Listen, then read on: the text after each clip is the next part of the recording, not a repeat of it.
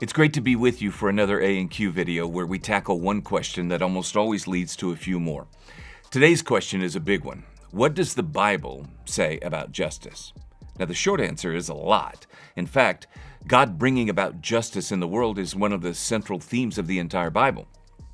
The Old Testament prophets speak about it often. Jesus preached about it. And it's at the heart of what we're praying when we say, "Your will be done on earth as it is in heaven." For thousands of years, followers of Jesus have longed for God's justice to break into our broken world. At its foundation, biblical justice begins with God Himself.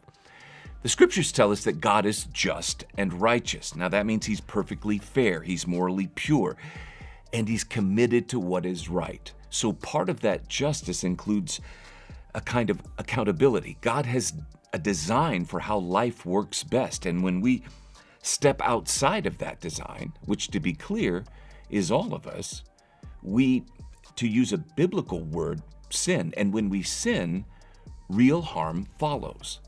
Sin fractures our relationship with God, with one another, and even with creation itself. If you have questions about sin, check out the video link in the description. But because God is just, He simply cannot ignore sin or pretend it doesn't matter. Justice requires that wrongdoing be addressed and that a penalty be paid. Now, that might sound harsh at first, but without justice, evil would never be confronted and victims would never truly be vindicated. This is where the gospel becomes such good news. The Bible tells us that God is not only just, He is also deeply loving and merciful. And instead of leaving humanity to bear the full weight of judgment, God steps into the story Himself. At the cross, we see something astonishing. God's perfect justice and radical love meet in one place. Jesus takes on the penalty of sin so that forgiveness can be offered to all who turn to Him. Justice is satisfied, and grace is freely given. But God's justice doesn't stop at forgiveness.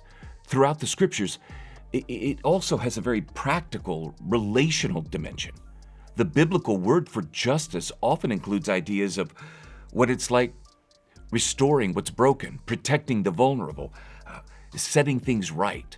Over and over again, God shows a special concern for the poor, the oppressed, the widow, the orphan, the outsider. Jesus models this kind of justice in His own life and ministry. He consistently moves toward the marginalized, to the people that others were likely to overlook or even reject.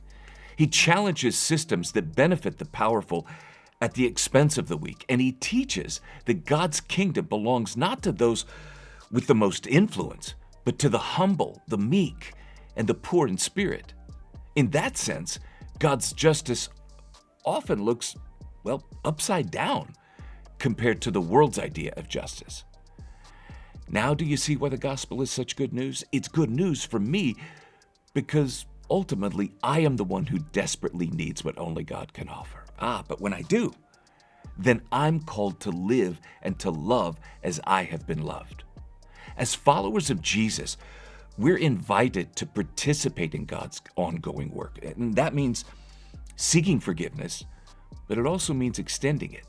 It means loving our neighbors and standing up for the vulnerable and working to reflect God's heart in our everyday lives. It means standing against evil. It means proclaiming truth and love, always in love.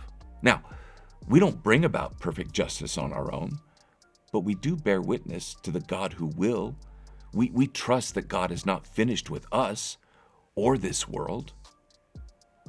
I told you, an important question will often stir up more important questions. I hope this helped.